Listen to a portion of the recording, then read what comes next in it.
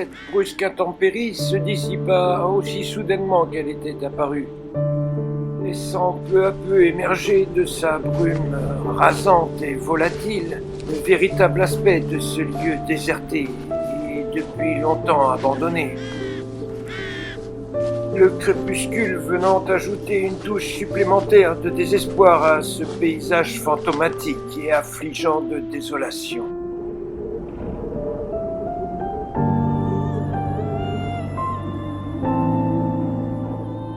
Je ne pouvais qu'abdiquer face à la puissance hallucinatoire de cette montagne hégémonieuse, qui venait une fois encore de me fourvoyer par quelques sortilèges fallacieux.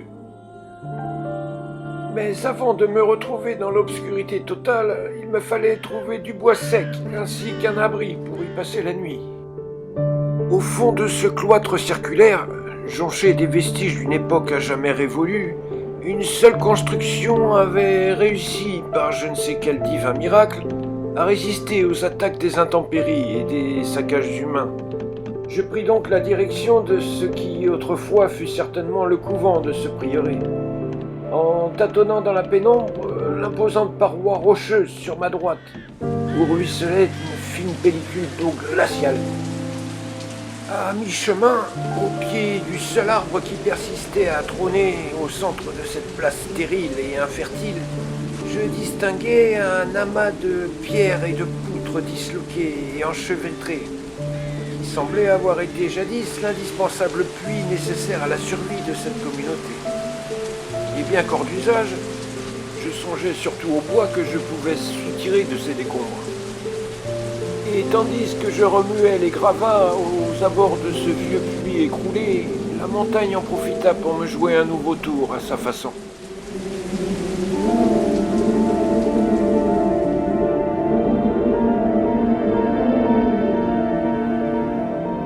D'abord sous la forme d'un lointain gémissement semblant provenir des profondeurs de la terre, et que je m'empressais d'attribuer au vent qui s'engouffrait dans le puits. Mais lorsque je fus au-dessus de ce gouffre sans fond, je pus clairement distinguer comme un râle en latin, une sorte de complainte à vous glacer le sang.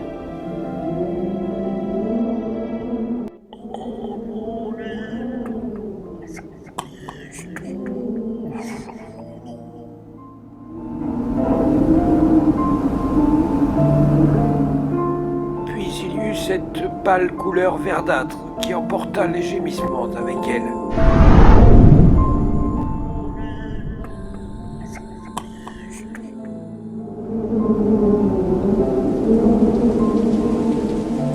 Je m'éloignais alors lentement à reculons de ce puits maudit, serrant fort sous mon bras le tas de planches que je venais de glaner, en essayant de me persuader que ce ne furent là que des hallucinations sonores.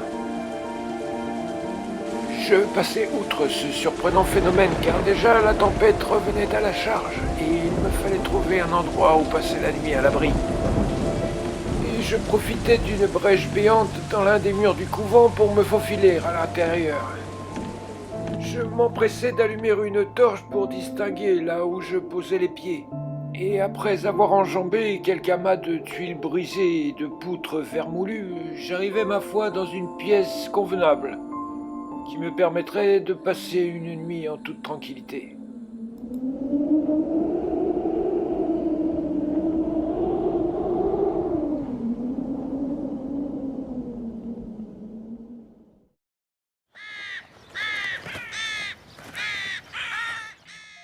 Ce ne serait qu'un pitoyable mensonge de prétendre avoir passé une nuit paisible et agréable. J'avais somnolé, tout au plus, car non seulement je passais la nuit à tenter de trouver des explications plausibles aux messages surnaturels que m'envoyait la montagne, mais je dus surtout faire face au vent glacial et incessant qui s'engouffrait de toutes parts dans mon abri précaire.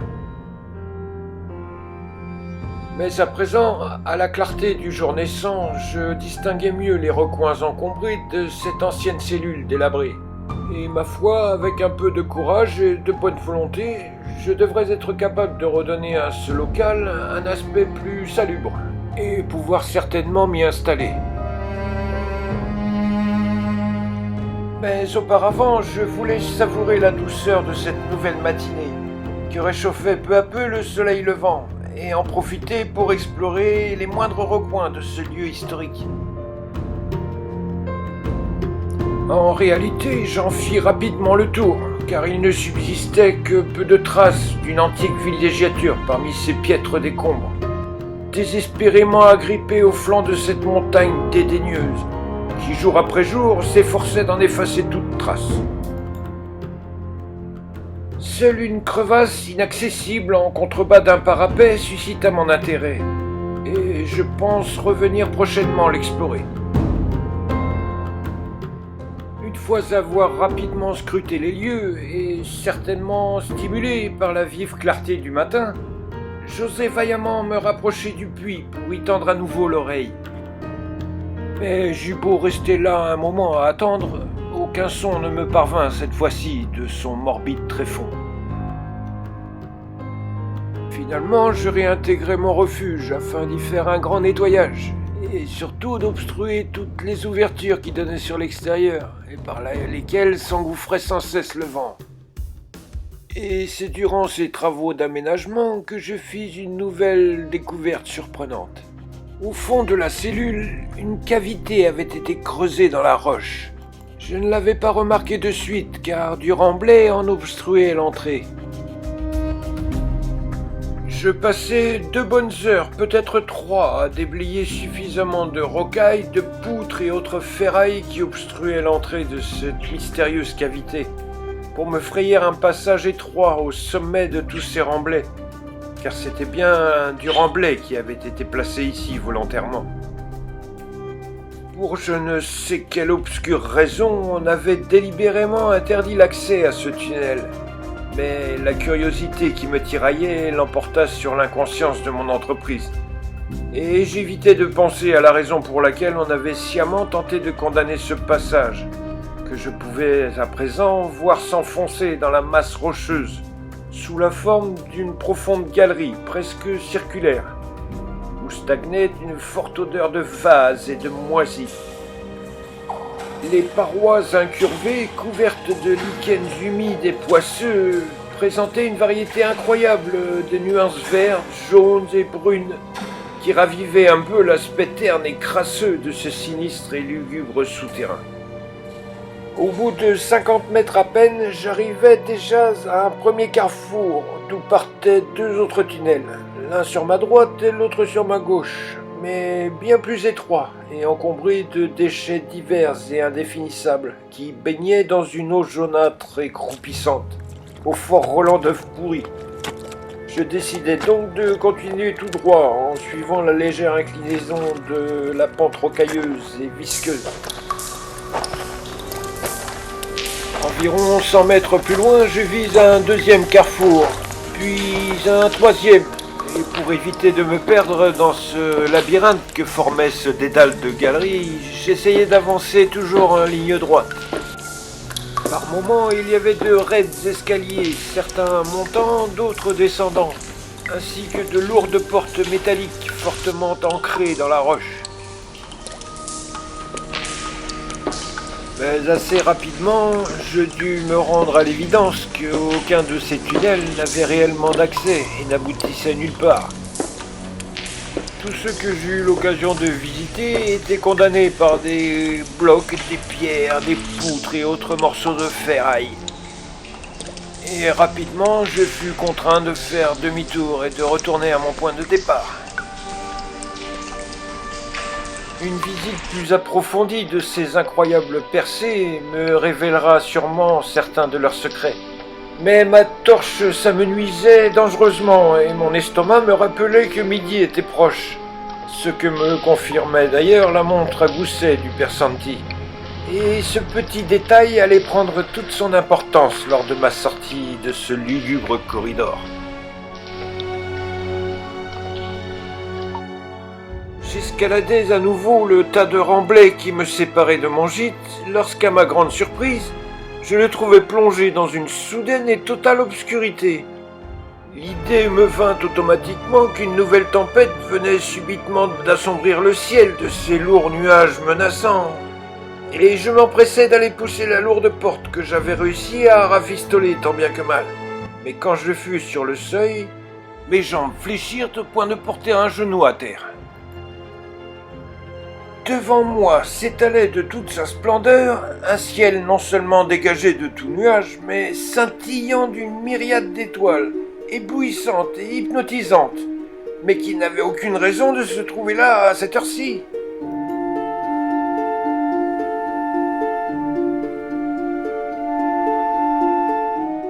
Était-ce midi ou minuit que les deux aiguilles alignées au nord de ma montre essayaient de m'indiquer? Le cadran se troubla sous mon regard décontenancé. Il était inconcevable que j'eus passé 12 heures dans ces couloirs infernaux. D'ailleurs, je n'aurais pas eu assez de combustible à ma torche pour ce faire. Et pourtant, la nuit avait bel et bien jeté son voile depuis un moment déjà. De sorte qu'à l'instant même où je retranscris ces événements dans mes carnets, je me retrouve dans l'incapacité d'y inscrire une date précise et formelle. Avais-je glissé, sans m'en rendre compte, dans l'un de ces absurdes couloirs du temps dont le père Santi m'avait vaguement suggéré l'existence? Rien ne peut réellement certifier que je suis encore en l'an 1899. Seule la saison fraîche, aux couleurs d'automne, parsemée d'une végétation rare aux branchages dégarnis, me permet de confirmer que je suis toujours à l'approche de l'hiver. Subir les effets d'un tel décalage temporel, ou je ne saurais quel autre nom extravagant attribuer à cet étrange phénomène, est extrêmement désobligeant et perturbant pour la santé mentale. J'imagine aisément les conséquences que cela pourrait provoquer sur des esprits faibles ou trop superstitieux. Comme une lente et agonisante dérive vers les antres inextricables de la folie.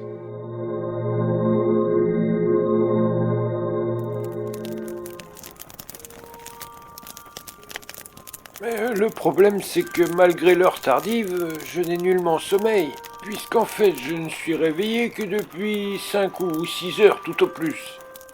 Alors j'ai allumé un feu, mis du café à chauffer, et je vais mettre cette nuit à profit pour terminer le rangement de mon abri, et faire l'inventaire aussi du contenu de mes différentes besaces. Je me sens bien plus à mon aise à présent dans l'enceinte de cette ancienne cellule délabrée à laquelle j'ai su redonner un semblant de confort dans une atmosphère plus chaleureuse et bien moins lugubre. En ce qui concerne les provisions, avec tout ce que m'avait donné le père Santi, j'étais tranquille pour plusieurs semaines. Mais ce pandard de curé avait aussi glissé autre chose dans ma besace. Quelque chose qui avait bien plus d'importance que la nourriture elle-même à mes yeux. Certes, ce n'est qu'un livre ancien, travaillé dans un épais cuir sombre et vénuré, rehaussé par quelques dorures énigmatiques, et que deux charnières en laiton maintiennent encore fermées. Mais je viens de lire la phrase en latin qui est gravée en lettres d'or sur sa couverture de chair, tel le poinçon indélébile qui meurtrit le flanc du bétail. Pius Episcopus Servus Servorum Dei. Autrement dit, ce qui est posé devant moi et que je contemple avec un égard tout à fait particulier est probablement l'unique ouvrage où je trouve les retranscriptions des codex de Servus Dei, qui furent traduites du copte en latin par le célèbre alchimiste Paracelse aux alentours des années 1500. Celui qu'on surnommait l'infréquentable à cause de ses idées trop avancées pour son époque. Et je suis persuadé que ce fabuleux recueil de trésors oubliés, que je pensais à jamais disparu, va me faire voyager bien plus loin dans le passé que ne s'amuse à le faire la Sainte Victoire à mes dépens.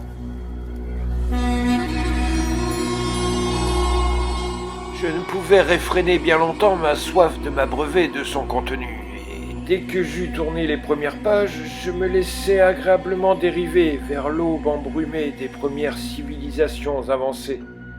Au cœur de la Grèce antique, en des temps inconnus où vivaient des créatures mythologiques, aux allures grotesques et repoussantes. Le plus souvent issus d'accouplements désastreux entre les dieux et l'espèce humaine.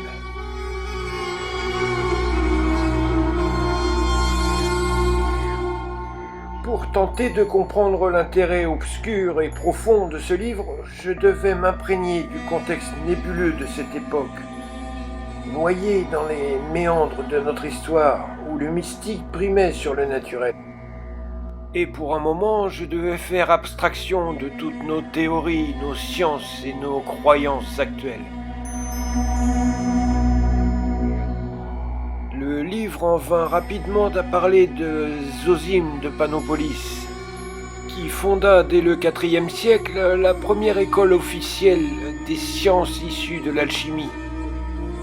Car depuis le dernier déluge, l'homme n'avait eu de cesse de retrouver le savoir perdu des anciens. Dès le milieu du siècle suivant, on trouve les premiers indices qui laissent deviner que Servus Dei fréquentait assidûment l'école de Zosime, avant de devenir moine puis ermite.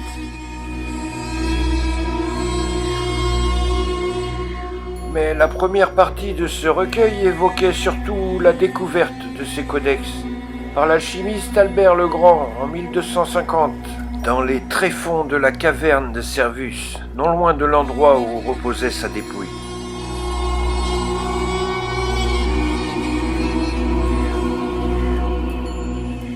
Puis comment il se retrouvait une centaine d'années plus tard entre les mains de Nicolas Flamel et de son épouse, qui fut probablement le couple d'alchimistes le plus réputé de son époque.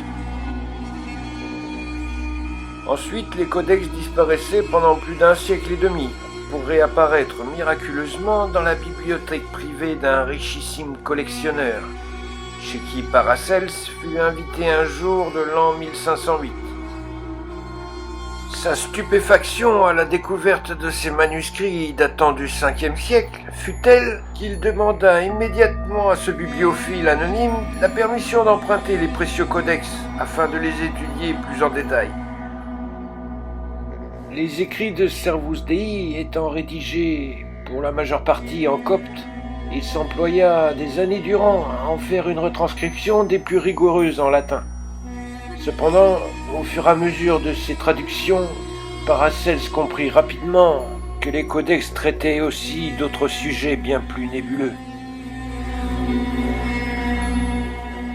Les découvertes de Servus Dei remettaient toutes nos connaissances, nos sciences, notre histoire, nos religions en cause, et proposaient une toute autre cosmogonie, selon laquelle les astres seraient comparables à des œufs fragiles, tournoyant inlassablement dans le nid douillet de l'univers. Chaque œuf renfermant un dieu potentiel, susceptible d'éclore à tout moment. Mais Paracelse n'acheva jamais les retranscriptions. Il renonça devant les abominations que révélaient les dernières pages, et fit tout son possible pour convaincre son propriétaire de s'en débarrasser, avant que le contenu de ces textes maudits ne réveille l'un de ces titans démoniaques, qui somnolent au creux de chaque planète, et dont la nôtre, je suppose, ne fait pas exception. Alors que je refermais fébrilement l'épais livre de cuir de Paracelse, je restais plongé dans un terrible effroi à cause des derniers mots qu'il y avait inscrits. Admonitus Christus nexugere Moloch. Exactement la même phrase que j'avais entendue dans les tréfonds du puits du prieuré, et qui se voulait comme un avertissement afin de ne pas réveiller un certain Moloch. Malheureusement, les retranscriptions de Paracelse ne fournissaient qu'une légère ébauche des véritables découvertes de Servus Dei.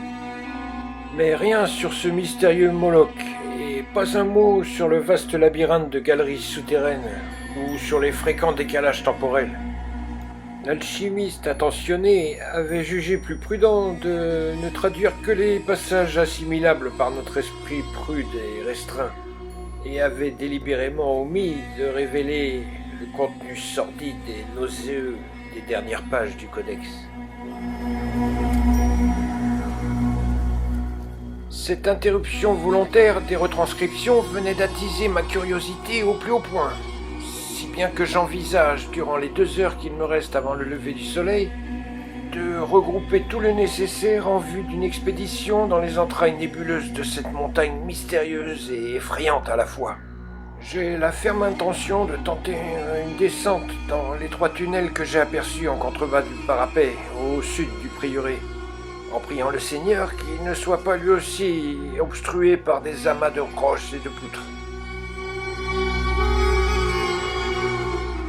Je referme donc ici mes carnets et reprendrai plus tard le récit de mes éventuelles découvertes, si la Sainte Victoire est clémente et me laisse ressortir indemne de ces tréfonds endiablés.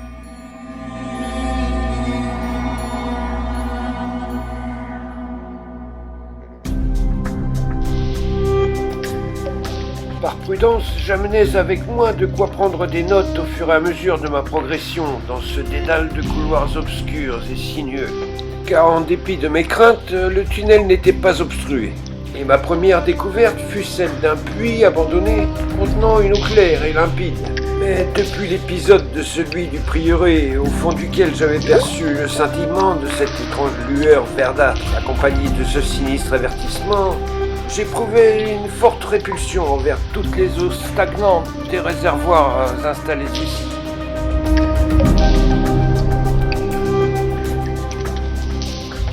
En m'enfonçant plus avant, je m'attendais à trouver différentes bifurcations, comme j'avais pu en voir dans les profondes galeries de mon gîte. Mais de toute évidence, ce tunnel-ci avait été percé dans le but de rejoindre une seule destination bien précise. D'ailleurs, comme j'avançais en comptant le nombre de mes pas afin d'estimer la distance parcourue, je parvins rapidement à l'autre extrémité de la percée, dont la longueur n'excédait pas 300 mètres, et dont l'entrée fut à une époque protégée par une lourde grille de métal massive et résistante, devenue aujourd'hui aussi fragile et friable que du corail, dont la rouille et les années avaient œuvré à la détériorer. De l'autre côté de cette grille devenue inutile, le passage souterrain débouche sur un paysage insolite et envoûtant à la fois. Une crique somptueuse, magnifiquement enclavée dans un recoin inaccessible de la montagne, où se déversent avec élégance, en une gracieuse cascade, les eaux ruisselantes de la Sainte Victoire. Je ne pus résister à l'envie d'en faire un rapide croquis, tant ce lieu me parut improbable et fantasmagorique.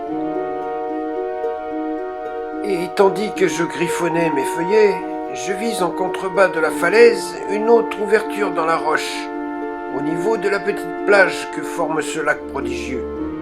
Et sans plus attendre, je rangeai carnets et crayons afin de poursuivre mon incroyable exploration. J'allais de découverte en découverte, car avant même d'atteindre l'entrée de la seconde grotte, je passais devant une véritable galerie d'exposition d'art rupestre et séculaire. À cet endroit, de nombreuses cavités avaient été creusées dans la falaise, dans lesquelles je découvrais avec émerveillement une inestimable collection de statuettes antédiluviennes dont l'aspect étrangement morbide me fit quelque peu frissonner.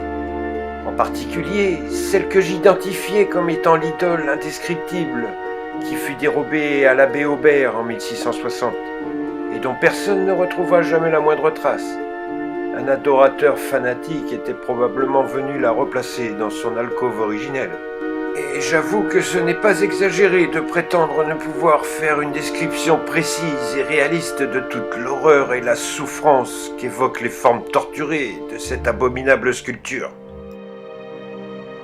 Mais un spectacle encore plus époustouflant m'attendait à l'intérieur de cette nouvelle caverne.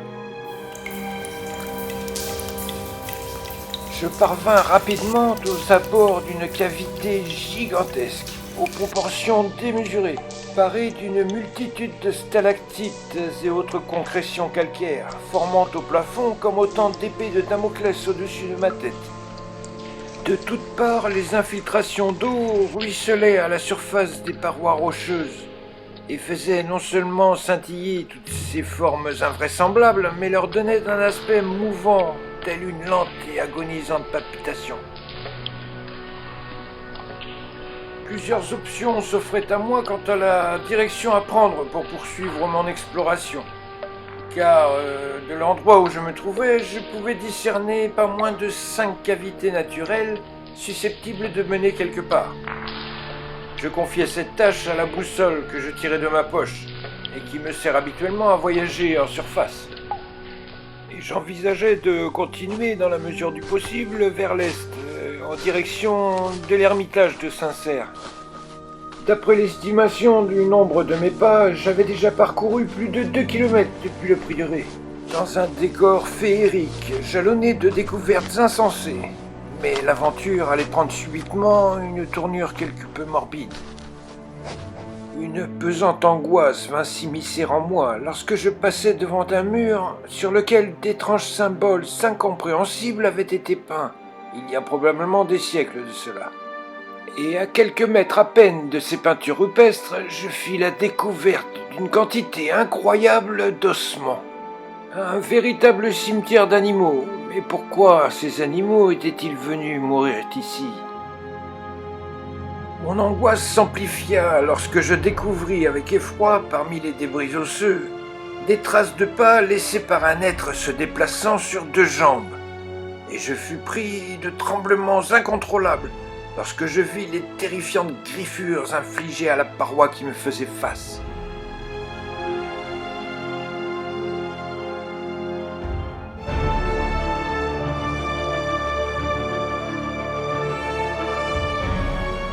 En tenant compte de l'étroiture de certaines galeries, le manque évident d'éclairage et le taux élevé d'humidité, ainsi que les traces laissées au sol, et à présent ces répugnantes marques de griffures, je commençais à me forger une grossière image mentale, du ou des êtres qui arpentaient parfois ces lugubres souterrains. Et je fus subitement enclin à déserter au plus vite ces lieux mal fréquentés.